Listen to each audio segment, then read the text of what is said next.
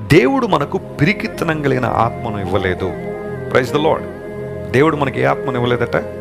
పిరికితనం కలిగిన ఆత్మను ఇవ్వాల. మరి ఆయన ఇవ్వంది మనం ఎందుకు తీసుకోవాలి? ఆయన ఇచ్చినవి తీసుకుందాం. దేవుడు ఇవ్వని వాటి కోసం ఎందుకు మన ఆరాటం, ఎందుకు మన పోరాటం? ఆయన ఇవ్వలేదు అంటున్నాడు. ఆయన పిరికితనం కలిగిన ఆత్మ నేను ఇవ్వలేదు అంటుంటే ప్రతిసారి పిరికితనాన్ని ఎందుకు మనం కోరుకుంటాం?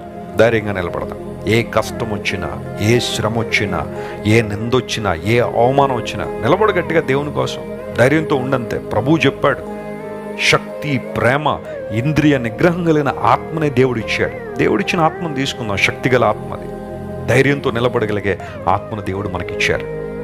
ప్రభువా, నీవే ఆపత్కాలమందు నాకు ఆశ్రయమై ఉన్నావు. కొన్నిసార్లు మన జీవితంలో ఆపదలు సంభవించవచ్చు. చాలామందిలో ప్రశ్న ఉంటుంది, నీతిమంతులు కూడా కష్టాలు వస్తాయా? నీతిమంతులకి శ్రమలు వస్తాయా? నీతిమంతులు కూడా ఆపద కాలం ఉందా అని కొంతమంది అడుగుతూ ఉంటారు. ఖచ్చితంగా ఉంటుంది. బైబిల్లో అనేక సంఘటనలు ఉదాహరణలకు మనకు కనబడతాయి. యథార్థవంతుడునో దేవుని దృష్టిలో చెడుతనాన్ని విసర్జించి భయభక్తులు కలిగిన యోబు జీవితంలోనే శ్రమలు వచ్చాయి. అతడు కూడా ఆపదలు గుండా వెళ్ళాడు. దావీదు భక్తుడు కూడా ఒక సందర్భంలో, ప్రభువా నేను ఆపదలో ఉన్నాను అన్నాడు.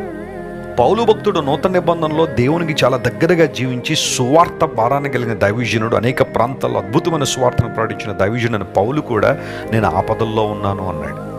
ఆపదలు ప్రతి ఒక్కరి జీవితంలో ఏదో ఒక సందర్భంలో, ఏదో ఒక రూపంలో, ఏదో ఒక స్థాయిలో రావచ్చు.